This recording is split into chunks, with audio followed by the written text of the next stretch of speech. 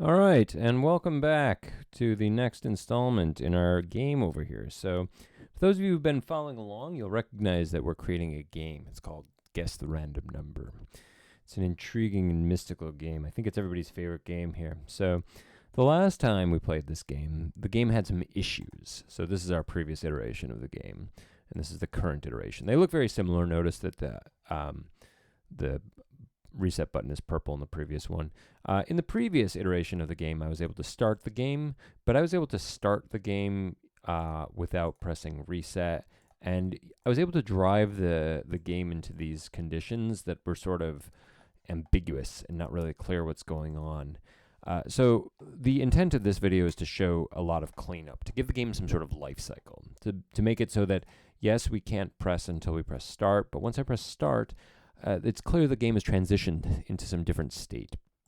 I can get questions wrong or right, but now that start button has become disabled once I've lost the game, and I can choose to reset the game. I can't start the game. I can't make new guesses until I reset.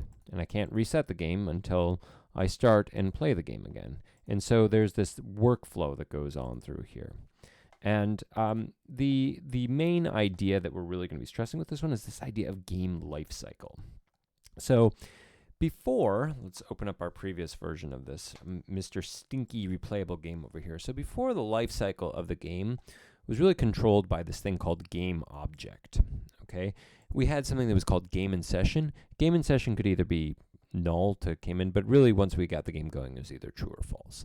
And that's okay, but that's not really robust. What we want to do is we want to make this more robust. We kind of want to think of almost like as a story of going on here, and this is the life cycle.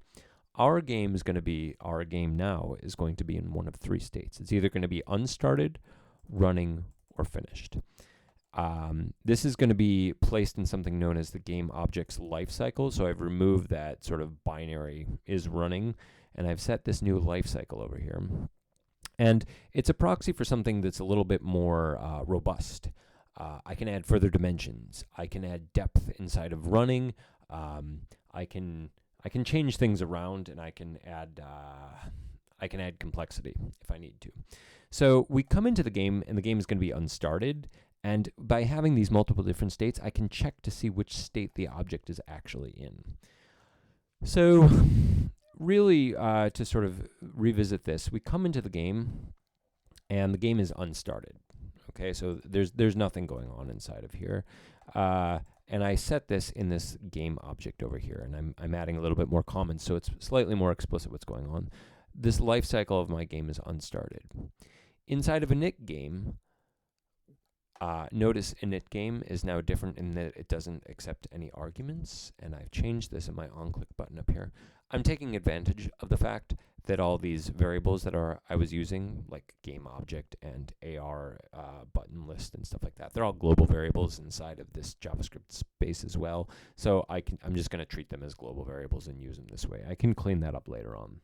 So I'm calling init game, and I really only do anything if the game is unstarted. And right away, I change the transition of the game. I change them from unstarted into running.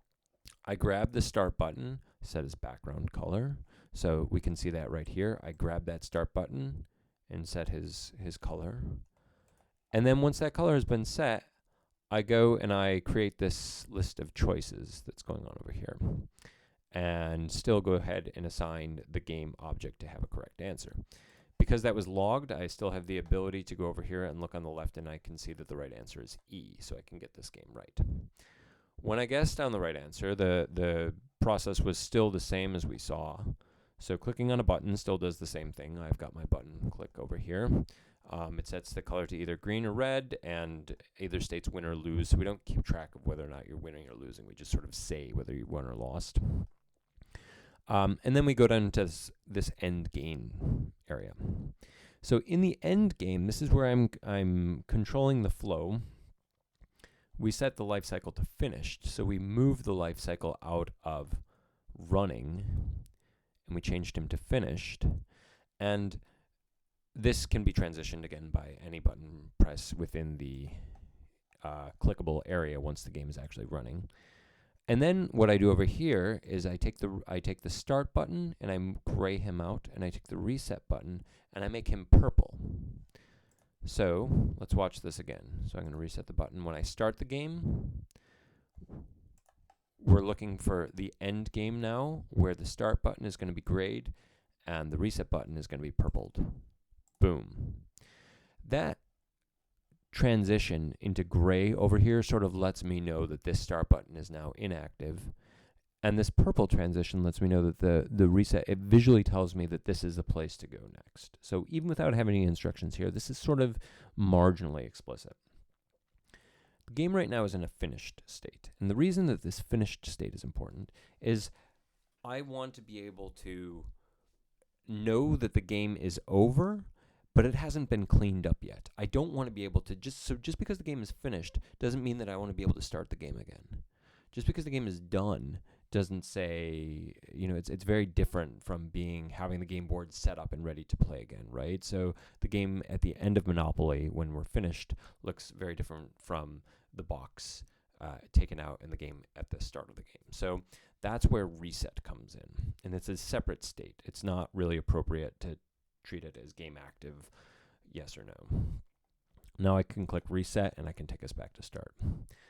Again, all of these functions can be called over on the side, so I can call init over on the left side over here. Oh, I think it was called init game, and that transitions us into states. But it's going to be a much cleaner version, and notice that the code is going to be heavily commented, and it's getting more, as we're dealing with lifecycle things, we're going to get a little bit more explicit, and the order and the comments begin to matter a little bit more.